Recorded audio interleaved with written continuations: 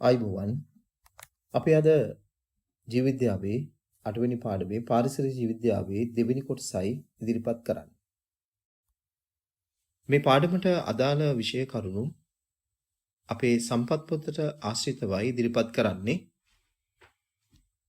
මේ පාඩමින් අපි කරන්නේ බියෝමය කියන කොටස. මේ පාඩමට අදාළව දරුවන් විසින් ඇති කරගත යුතු ඉගෙනුම් ඵල අපි පළමුවෙන් බලමු. පළවෙනි එක බියෝමය කියන වචනය අර්ථ දැක්වීම.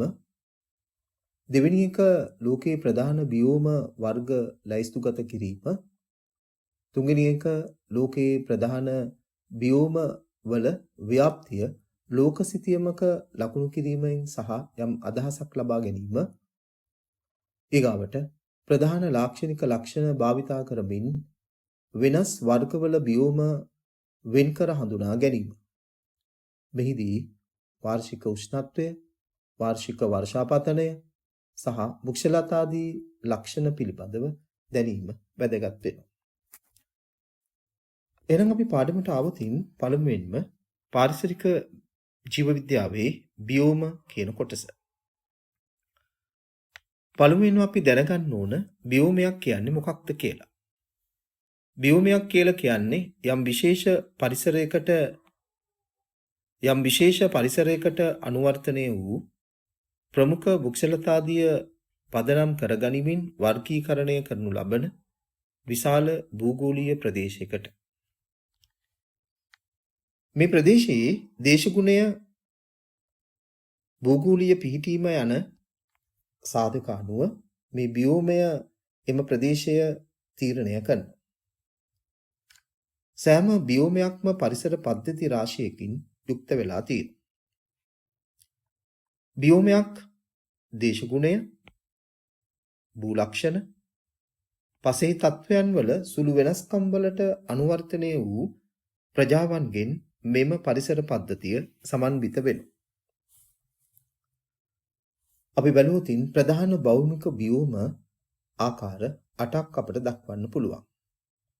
පළවෙනි එක නිවර්තන වනාන්තර, දෙවෙනි එක සවානා වනාන්තර, තුන්වෙනි එක කාන්තාර, හතරවෙනි එක චපරාල්, පස්වෙනි එක සෞම්‍ය කලාපික තෘණබිම්, හයවෙනි එක සෞම්‍ය කලාපික පළල් පත්‍ර සහිත වනාන්තර, හත්වෙනි එක කේතුදර වනාන්තර, අටවෙනි එක තුන්දා. අපි බැලුවොතින් මේ උෂ්ණත්වය, වර්ෂාපතනය, ආලෝකය වැනි විවිධ දේශගුණික ලක්ෂණ පදනම් කරගෙන පෘථුවිය ප්‍රධාන දේශගුණික කලාප තුනකට බෙදන්න පුළුවන්. ඒවා අපි බැලුවොතින් නිවර්තන කලාපය, සෞම්‍ය කලාපය, සීත කලාපය කියලා දක්වන්න පුළුවන්. එතකොට මේ කලාපවලට ප්‍රධාන වශයෙන්ම බලපාලා තියෙන්නේ දේශගුණික ලක්ෂණ. ඒකට හේතු වෙන්නේ ප්‍රධාන වශයෙන්ම පෘථුවිය අංශක 23මාරක ඇලව ඉලිප්සාකාර මාර්ගයක සූර්යයා වටා ගමන් කරනවා. ඒ නිසා උත්තර හා දක්ෂිණ අර්ධගෝලවල මේ ප්‍රධාන කලාප තුනකට ව්‍යාප්තිය ඇති වෙලා තියෙනවා. අපි ගත්තොතින් මේ රූප සටහනේ ඔබට යම් අදහසක් පෙන්නනවා. සමකය මේ තියෙන්නේ. ඊට පසුව උත්තර අක්ෂාංශ 23මාරක. උත්තර අක්ෂාංශ 23මාරක තියෙනවා මකර නිවර්තනය. දක්ෂිණ අක්ෂාංශ 23මාරක, දක්ෂිණ අක්ෂාංශ 23මාරක තිබෙනවා කරකටක නිවර්තනය. කරකටක නිවර්තනය. මේ දෙක අතර සීමාව තමයි අපි කියන්නේ නිවර්තන කලාපය කියලා. නිවර්තන කලාපය. එතකොට උත්තරව ඊට ඉහළින් සෞම්‍ය කලාපය, ඊට වඩා උතුරින් පිටල තියෙන්නේ සීත කලාපය. ඒ අනුව දක්ෂිණව සෞම්‍ය කලාපය, සීත කලාප කියන ඒවා විසිරලා තියෙනවා. ඒ නිසා යම් අදහසක් අපට තේරෙනවා. ඒ වගේම මේ නිවර්තන කලාපය තුල සමකයට ආසන්නයේ තිබෙනවා. සමකයට ආසන්නව නිවර්තන කලාපය ඇති තියෙන අතරේ ඊට ඈතට වෙන්නට උපනිවර්තන කලාපයකින් යුක්තයි. ඒකවට අපි බලන්නේ මේ ලෝකසිතියමක මේ බියෝම වල ව්‍යාප්තිය තීරණය වීම ඒ අනුව යම් අදහසක් අපිට ලබා ගන්න පුළුවන්.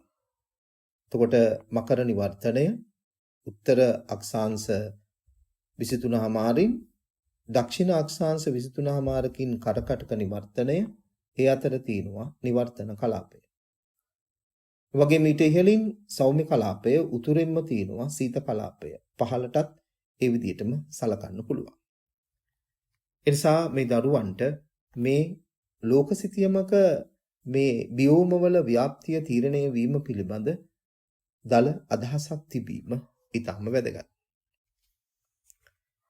ඊළඟට අපි බලන්නේ මේ බියෝම වල දේශගුණය අනුව මේ බියෝම වල ව්‍යාප්තිය යම් ආකාරයකට අපට දැන් විස්තර කරගන්න පුළුවන්. මේ තින්නේ නිවර්තන කලාපය අපි ගත්තාම ඒකේ අර බියෝම ආකාර තුනක්ම තියෙනවා. වර්ෂා වනාන්තර, සවානා, කාන්තාර. ඒ වගේම සෞම්‍ය කලාපය තුල බියෝම ආකාර හතරක් අපට දකින්න පුළුවන්. එක සෞම්‍ය කලාපික පළල් පත්‍ර දරන වනාන්තර, සෞම්‍ය කලාපික තෘණබිම්, ඊගාවට චපරාල් සහ ටයිගා. ඊගාවට සීත කලාපයේ තියෙනවා තුන්දා කියන බියෝමය. ඒ නිසා අපි සඳහන් කරපු බියෝම වර්ග 8 මේ පිළියෙල වීම පිළිබඳ අදහසක් මේ දරුවන්ට ලැබෙනවා. එහෙනම් අපි ඉස්සෙල්ලම බලමු නිවර්තන වනාන්තර බියෝමය පිළිබඳ. මේ තින්නේ නිවර්තන වනාන්තර බියෝමය පෘථිවියේ පැතිරී තියෙන ආකාරය අපිට ඊටාම පැහැදිලිව පේනවා. නිවර්තන ප්‍රදේශය තුල පිළියෙල වෙලා තියෙනවා. සමකයට ආසන්නයේ මේ බියෝමය පැතිරිලා තින්නේ නිවර්තන කලාපය තුල ඊට ආසන්නව තියෙන උපනිවර්තන කලාපය දක්වා. ඒ නිසා වනාන්තර දර්ශ දෙකක් ලෙස හඳුනා ගන්න පුළුවන්. එකක් තමයි නිවර්තන වර්ෂා වනාන්තර, අනිත් එක තමයි නිවර්තන වියලි වනාන්තර. එතකොට මේ වනාන්තර දෙකේ මූලික ලක්ෂණ පිළිබඳව අපෙන් අහනවා. මූලික ලක්ෂණ පිළිබඳ දැනීම මේ දරුවන්ට වැදගත්. එහෙනම් බලමු අපි වාර්ෂික වර්ෂාපතනය නිවර්ෂණ වර්ෂා වනාන්තරවල 2000 සිට 4000 මිලිමීටර අතර ප්‍රමාණයක් අවුරුද්ද පුරා පැතිරී ලැබෙනවා. නිවර්තන වියලි වනාන්තරවල 1500 සිට 2000 මිලිමීටර ප්‍රමාණයක් ලැබෙනවා. ඒ වගේම ඍතුමය වර්ෂාපතනයක් සමග මාස 6 සිට 7ක නියක කාලයක් පවතිනවා. ඊළඟට අපි සාමාන්‍ය උෂ්ණත්වය ගත්තොතින් නිවර්තන වර්ෂා වනාන්තරවල 25 සිට 29 සෙල්සියස් ප්‍රමාණයක් ගන්නවා. නිවර්තන වියලි වනාන්තරවල නිවර්තන වර්ෂා වනාන්තර වගේම වුවත් 33 සෙල්සියස් පමණ උෂ්ණත්වයක් ඉහළ යන්න පුළුවන්. අපි ඊළඟට ශාකයන්ගේ ලක්ෂණ ගත්තහම නිවර්තන වර්ෂා වනාන්තරවල සදාහරිතයි. ඒ කියන්නේ වර්ෂය පුරාම පත්‍ර පතනය නොවි පවතිනව ශාක වැස්ම කොළ පැහැයෙන් දිස් වෙනවා. නමුත් නිවර්තන වියලි වනාන්තරවල පතනශීලී ශාක විශේෂ වියලි කාලයේදී පත්‍ර පතනය වීම සිද්ධ වෙනවා. ඊටාම වෘක්ෂලතාදියන්ගේ ඊටාම හොඳ කැපී පෙනෙන වෙනස්කම. ඒ වගේම අපි ශාක ගත්තොත් නිවර්තන වර්ෂා වනාන්තරවල බහුලව හමු වෙන අතරේ නිවර්තන වියලි වනාන්තරවල සංඛ්‍යාවෙන් අඩුයි. පඳුරු හා මාංශල ශාක නිවර්තන වර්ෂා වනාන්තරවල සුලභ නැහැ. නමුත් නිවර්තන වියලි වනාන්තරවල කටු පඳුරු සහිත මාංශල ශාක බහුලව හමු වෙනවා. පැතිරීම අනුව ගත්තහම නිවර්තන වර්ෂා වනාන්තර ඇමරිකාවේ ඇමසන් වනය, අප්‍රිකාවේ කොංගෝ නිම්න, දකුණු හා අග්නිදිග ආසියාවේ ශ්‍රී ලංකාව. නිවර්තන වියලි වනාන්තර බහුලවම ඉන්දියාවේ ඊසාන දිග ප්‍රදේශය, උතුරු ඕස්ට්‍රේලියාව හා මධ්‍යම ඇමරිකාව සලකන්න පුළුවන්. ඊගොල්ලෝ අපි බලන්නේ නිවර්තන වර්ෂා වනාන්තරවල වෘක්ෂලතාවල තිබෙන විශේෂ ලක්ෂණයක්. ඒ වනාන්තරවල වෘක්ෂලතාවල සිරස් ස්තර කිහිපයක් දකින්න පුළුවන්. අපි කියනවා මේ ලක්ෂණයට ස්තරී භවනයක් පෙන්වනවා. මේ ස්තරී භවනය අපි ගත්තොතින් අපට දකින්න පුළුවන් මේ වනාන්තරයක ඉහළින්ම තියෙනවා නිරු ස්තරය, ඊට පහළින් තියෙනවා වියන් ස්තරය, ඊට පහළින් තියෙනවා උපවියන් ස්තරය. මේ ස්තර දෘශ්‍යමානයි. නමුත් උපවියන් ස්තරයේ යටින් තියෙන යටි ස්තරය පඳුරු හා විශාල ආකාශීය ශාක වලින් යුක්තයි. ඊටත් පහළින් තියෙන බිම් ස්තරය කුඩා පැලෑටි බිම්මල් වියලි ශාක පත්‍ර වලින් සෑදුණු ඝනාවරණයක් ලෙස පවතිනවා. ඊළඟට ඔබට පේනවා මේ වනාන්තරයේ පැති කඩක නිරු ස්තරය වඩා ඉහළින්ම තියෙනු. ඊට පහළින් වියන් ස්තරය, ඊටත් පහළින් උපවියන් ස්තරය. ඒ ස්තර තුනම ඊටම කැපී පෙනෙන ලෙස දෘශ්‍යමාන වෙනවා. නමුත් යටි ස්තරය, බිම් ස්තරය කියන ඒවා ඊට පහළින් පිහිටනවා.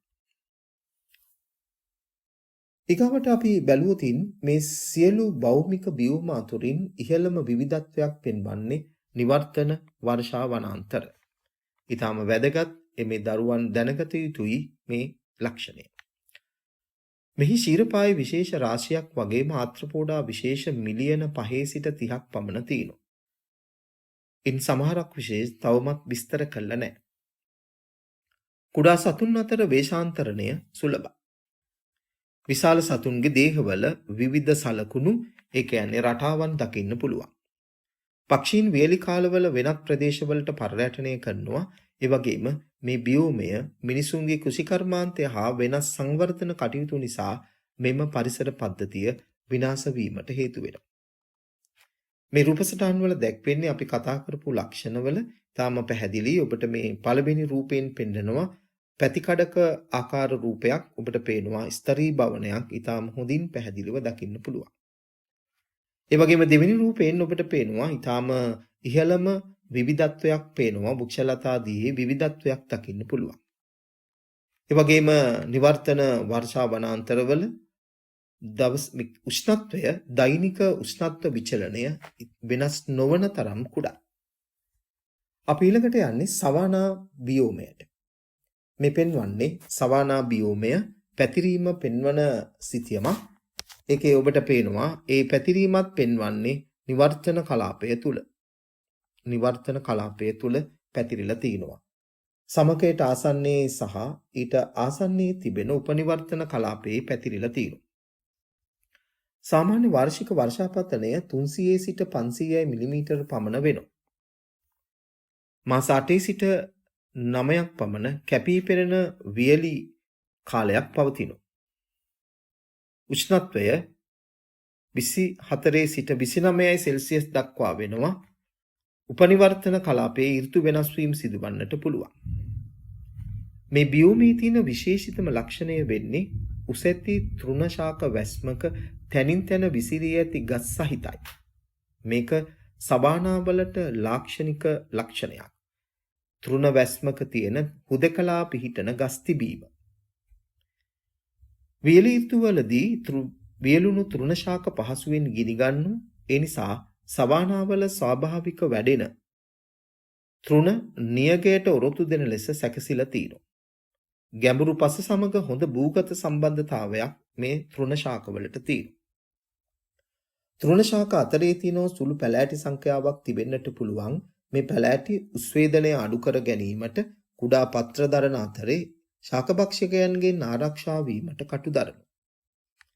ඍතු අනුව ලැබෙන වර්ෂාව නිසා නව තෘණ ශාක වේගයෙන් වැඩිලා ශාකභක්ෂකයන් පරිභෝජනය නිසා අඩුවන ජෛව ස්කන්ධ හානි පූරණය කරන්න පුළුවන්.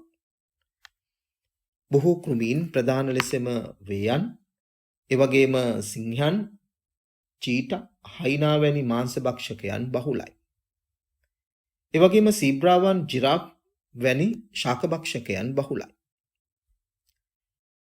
මේ මාංශභක්ෂකයන්ගේ සතුන්ට දඩයම් කිරීම සඳහා අවශ්‍ය විශාල පරාසයක පවතින දෘෂ්ටිය හා කාර්යක්ෂම සංචරණ රටාවක් තියෙනවා.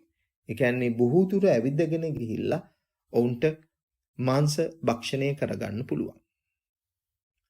ඊට ඈත කාලයක සිටලා මේ ප්‍රදේශ මානව ජනාවාස පිළිබඳව වාර්තා වෙනවා. මිනිසුන් ගවයන් නැති කිරීම හා සතුන් දඩයම් කිරීම නිසා ශීරපායන්ගේ ගහණය අඩු වෙලා තිනවා. වගේම මිනිසුන්ගේ ගිනි තැබීම නිසා මේ බියෝමේ තෘණාවරණය පාලනය කරන්න පුළුවන්. නමුත් එහි ඍණාත්මක ප්‍රතිඵලය ශාකවල වර්ධනය බාල වෙනවා. පැතිරීම අපි ගත්තහම සුඩානය, ටැන්සානියාව, මධ්‍යම අප්‍රිකානු රටවල්, ඕස්ට්‍රේලියාව, සිරියාව වගේ රටවල් ප්‍රදේශ පෙන්වන්න පුළුවන්. මේ පෙන්වන්නේ මේ රූප සටහනේ පෙන්වන්නේ ඔබට පේනවා තෘණ වැස්මක මේ තෘණ වැස්මක තියෙන හුදකලාව පිහිටන ගස්, තනින් තන පිහිටන ගස්. ඊටාම විශේෂ ලක්ෂණය. ඒ වගේම මේ රූප සටහනෙත් ඔබට පේනවා දෙවෙනි රූප සටහනේ සීබ්‍රාවන්, ශාකභක්ෂකයන්, මාංශභක්ෂකයන් තාම ව්‍යාප්තිය පෙන්වලා තිනවා. තනින් තන නැත්තම් හුදකලාව පිහිටන ගස් පෙන්වලා තියෙනවා. තාම පැහැදිලි මේ බියෝමේ සුවිශේෂී ලක්ෂණය. අපි ඊළඟට බලන්නේ කාන්තාර බියෝමය පිළිබඳ. ඒ පෙන්වලා තියෙන්නේ කාන්තාර බියෝමය සිතියමක අපි ලකුණු කරෝතින් මේ තියෙන්නේ සමකය, ඒ වගේම නිවර්තන කලාපය මේ තියෙන්නේ. ඊට ඉහළින් නිවර්තන කලාපය, ඊට ඉහළින් සෞම්‍ය කලාපය තුල ව්‍යාප්ත වී තියෙන බියෝමයක්.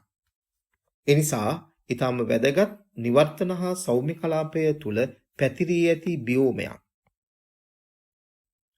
සාමාන්‍යයෙන් උත්තර අක්ෂාංශ 30 අංශක 30, දක්ෂිණ අක්ෂාංශ අංශක 30 අතර පිහිටනවා. ඒ සීමාවෙන් පිටතටත් දකින්න පුළුවන්. අපි බලුවොතින් නිවර්තන බියෝමයක් විදියට උදාහරණයක් සහරා. නිවර්තන බියෝමයක් විදියට උදාහරණයක් සහරා. මේ තින්නේ මෙන්න මේ ප්‍රදේශයේ පිහිටන්නේ සාරා කාන්තාරය. ඊගවට මහද්වීප මධ්‍යයේ හමුවන මධ්‍යම ආසියාවේ උතුරු ප්‍රදේශයේ හමුවන ගෝබි කාන්තාරය. මෙන්න මේ තින්නේ ගෝබි කාන්තාරය. ගෝබි කාන්තාරය. ඒක අපිට සලකන්න පුළුවන් සෞම්‍ය කලාපික කාන්තාරයක් විදියට. සාමාන්‍ය වාර්ෂික වර්ෂාපතනය 300 මිලිමීටර් වලට වඩා අඩු වගයක් ගන්නවා. ඒ නිසා ඇතිවන ජල හිඟය නිසා මේ බියෝම වල පැතිරීම තීරණය වෙනවා. උණුසුම් කාන්තාරවල උෂ්ණත්වය 50 සෙල්සියස් ඉක්මවන අතරේ සීත කාන්තාරවල -30 දක්වා සෙල්සියස් දක්වා අඩු වෙනවා. දෛනිකව උෂ්ණත්වය හෝ ඍතුමය ලෙස උෂ්ණත්ව විචලනයක් පෙන්වනවා. එනිසා මෙම බියෝමේ ඊටාම වැදගත් ලක්ෂණයක් වන්නේ දෛනික උෂ්ණත්ව විචලනය ඊටාම විශාල පරාසයක තිබීම. කාන්තාරවල මුඩුබිම් බහුලව තියෙනවා. වෘක්ෂලතාදිය හමු වෙනවා නම් ඒවා අතරින් පතර විසිරී පවතින්නේ. ජලහිඟයට හා අධික උෂ්ණත්වයට ඔරොත්තු දීමට මේ කාන්තාරවල වැඩෙන ශාකවල අනුවර්තන පෙන්වනවා. ඒවට අපි කියනවා සුස්ක රූපී අනුවර්තන. මේවා මේ දරුවන් මේ අනුවර්තන පිළිබඳ දැන ගැනීම වැදගත්. මේ අනුවර්තන දීලා සමහරවිට ඔබෙන් අහන්න පුළුවන් මොකද්ද ඊට අදාළ බියෝමය කියලා. අපි බලමු මේ සුස්ක රූපී ලක්ෂණ. පළවෙනි එක මාංශල ශාක දේහයක් තිබීම. උදාහරණ පතොක් වගේ. දෙවෙනි එක බොහෝ ශාක සීපෝ ප්‍රභා සංශ්ලේෂණය දැක්වීම. තුන්වෙනි එක පඳුරු වල මුල් ගැඹුරට වීදිලා තිනවා. හතරවෙනි එක තාපය හා වියලීමට ඔරොත්තු දීමේ හැකියාව. පස්වෙනි එක පත්‍ර පෘෂ්ඨ ශේෂ්ඨඵලය ක්ෂීණ වීම. හයවෙනි එක කටු සහිත වීම. හත්වෙනි එක පත්‍රවල විස රසායනික අඩංගු වීම. කාන්තාරවල නිසාසර සත්ත්ව විශේෂ බහුලයි. මේ සතුන්ගෙත් තියෙන කැපිපෙනෙන ලක්ෂණය තමයි ජල සංරක්ෂණය. එතකොට ශාක හා සත්ත්ව ප්‍රජාවන් දෙකෙහිම වැදගත්ම කැපිපෙනෙන ලක්ෂණයක් වෙන්නේ ජල සංරක්ෂණය. ඇතැම් සතුන්ට බීජවල කාබෝහයිඩ්‍රේට් බිඳහෙලීමෙන් ලැබෙන ජලයෙන් පමණක් ජීවත් වෙනවා. අපි මේ බියෝමේ ඉන්න සතුන්ට උදාහරණ බැලුවොතින් සර්පයන්, කටුස්සන්, කුරුබිනියන්, කුහුඹුවන්, ගෝනුස්සන්, කෘන්තකයන් හා පක්ෂීන් වෙනවා. මානව ජනාවාස හා කෘෂිකාර්මික බිම් සඳහා පරිවර්තනය කළ තිබෙන නිසා ස්වභාවික ජෛව විවිධත්වය ක්‍රමයෙන් අඩු වෙමින් පවතිනවා. ගැඹුරු ලින් හා ජලය ප්‍රවාහනය සඳහා වාරි මාර්ග ඇති කිරීම මගින් මනුෂ්‍ය වාසස්ථාන හා කෘෂිකාර්මික බිම් සඳහා සාදා ගැනීම සිදු කරලා තිනවා. ඒ නිසා ක්‍රමයෙන් මේ බියෝමය හානි වෙමින් පවතිනවා. තර මේ රූප සටහන් වල පෙන්වන්නේ මේ බියෝමය පිළිබඳව ඔබට දල අදහසක් ගන්න ඔබට පේනවා තනින් තන ඈතින් පිහිටන පඳුරු සහිත සුස්ක රූපී ශාක. අපි ඊළඟට බලන්නේ චපරාල් කියන බියෝමය. එතකොට සිතියේ මේ පෙන්නලා තිනවා මේ බියෝමය සුවිශේෂී පිහිටීමක තියෙනවා වැඩි ප්‍රමාණයක්. ඔබට පේනවා මේ බියෝමය පිහිටන්නේ විශේෂයෙන්ම වැඩි ප්‍රමාණයක් පිහිටන්නේ වෙරළබඩ ප්‍රදේශවල. සෞම්‍ය කලාපයේ තුල පැතිරෙන බියෝමයක්. සෞම්‍ය කලාපයේ වෙරළබඩ ප්‍රදේශවල පැතිරෙනවා සාමාන්‍යයෙන් බහුලව. අපි උදාහරණ ගත්තොත් උතුරු ඇමරිකාව, චිලි, ස්පාඤ්ඤය, දකුණු ප්‍රංශය, දකුණු අප්‍රිකාවය වැනි මධ්‍යංශාක්ෂ වෙරළබඩ ප්‍රදේශවල පැතිරලා තියෙන වගේම චපරාල් දකුණු කැලිෆෝනියාවේ හොඳින් වර්ධනය වෙනවා. සාමාන්‍ය වාර්ෂික වර්ෂාපතනය 300 සිට 500යි මිලිමීටර පමණ වෙනවා.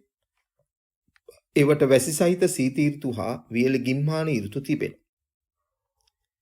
සාමාන්‍ය උෂ්ණත්වය 10 සිට 12යි සෙල්සියස් වෙනවා. නමුත් ගිම්හානයේදී 40යි සෙල්සියස් දක්වා වැඩි වෙන්න පුළුවන්. මේ බියෝමේ තියෙන වැදගත්ම ලක්ෂණය වෙනවා. සුවිශේෂී ලක්ෂණය වෙන්නේ දර්ශීය කුරු වනාන්තර සහිත පඳුරු වලින් යුක්ත වීම. ඒවා අතර පැතුරුණු තෘණ සහ පැලෑටි වලින් යුක්ත අකාෂ්ඨීය වෘක්ෂලතා තියෙනවා. එනිසා කුරු වනාන්තර සහිත පඳුරු වලින් යුක්ත නිසා මේ බියෝමය අපි සාමාන්‍යයෙන් නම් කරනවා පඳුරු බියෝමය කියලා.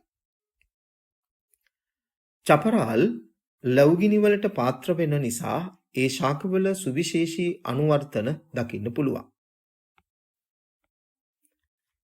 අපි බැලුවොත් මොනවද ඒ අනුවර්තන? පළවෙනි එක තද ගිනි වලට පසුව බීජ වේගයෙන් ප්‍රේරෝහණය වීම. දෙවෙනි එක ගිනි වලට ප්‍රතිරෝධී මුල් තිබීම. තුන්වෙනි එක ගින්නට ප්‍රතිරෝධී මුල් තුල සංචිතව ඇති ආහාර ගින්නෙන් පසුව යලි වේගයෙන් පළහට ගැනීම. ගින්න නිසා නිදහස් වන පෝෂක මගින් ඉක්මනින් නැවත පළහට ගැනීමේ හැකියාව. කාෂ්ඨීය ශාකවල නියගයට ඍතු දීම සඳහා ඝන සදාහරිත පත්‍ර තිබීම. චපරාල් වල දේශීය සීරපායින් බොහෝ දෙනෙක් ඉන්නවා. ඒ අය උලා කන සතුන්. උදාහරණ මුවන්, ගෝනුන්, එළුවන් වැනි. කුඩා ශීරපායින් විවිධත්වයෙන් වැඩි උභයජීවී විශේෂ කීපයක් පක්ෂීන්, උරගයන් හා කෘමීන් දකින්න පුළුවන්. මානව ජනාවාස, නාගරීකරණය, කුෂිකාර්මාන්තය නිසා චපරාල් ප්‍රමාණය ක්‍රමයෙන් අඩු වෙනවා. ඒ වගේම මිනිසුන්ගේ ගිනි තැබීම් නිසා අනුතරටපත් වී තියෙනවා. ඔබට මේ රූප සටහන් වලින් ඔබ සුවිශේෂී ලක්ෂණ ඉතාම පැහැදිලිව තේරුම් ගන්න පුළුවන්. මේ තියෙන්නේ අර පඳුරු කුරු සහිත ශාක පඳුරු බියෝමය. ඒ වගේම ඊළඟ රූප සටහනේ ඔබට පේනවා ඉහළින් පේනවා පඳුරු සහිත බියෝමයක්. අපි මේ පාඩමේ බියෝම වර්ග 8න් ප්‍රධාන බියෝම වර්ග 8න් 4ක් අපි සාකච්ඡා කරා. අපි ඉතිරි බියෝම 4 සහ ශ්‍රී ලංකාවේ පරිසර පද්ධති පිළිබඳව අපි ඊළඟ පාඩමෙන් සාකච්ඡා කරනවා. එනිසා මම නැවත වතාවක් ඔබට මතක් කරන්න කැමතියි මේ පාඩමේ තිබුණු ප්‍රධාන ඉගෙනුම් පළ. පළවෙනි එක බියෝමය පිළිබඳ අර්ථ දැක්වීම. දෙවෙනි එක ලෝකයේ ප්‍රධාන භෞමික බියෝම වර්ග ලැයිස්තුගත කිරීම. තුන්වෙනි එක ලෝකයේ ප්‍රධාන භෞමික බියෝම ව්‍යාප්තිය ලෝක සිතියමක දලව ලකුණු කිරීමේ හැකියාව. හතරවෙනි එක ප්‍රධාන ලාක්ෂණික ලක්ෂණ භාවිතා කරමින් වෙනත් වර්ගවල බියෝම වලින් වෙන් කර හඳුනා ගැනීම. එනිසා අපි මේ පාඩමේදී අපි විශේෂයෙන්ම සලකා බැලුවා මේ ප්‍රධාන ඉගෙනුම් පළ ආකාර 4ම. එතකොට ඔබ ඒ පිළිබඳව දැන ගැනීම, මතක තබා ගැනීම ඉතාම වැදගත් වෙනවා විභාගයේදී. එනිසා අපි ඊළඟ පාඩමෙන් හමු වන තෙක් ඔබට ආයුබෝවන්.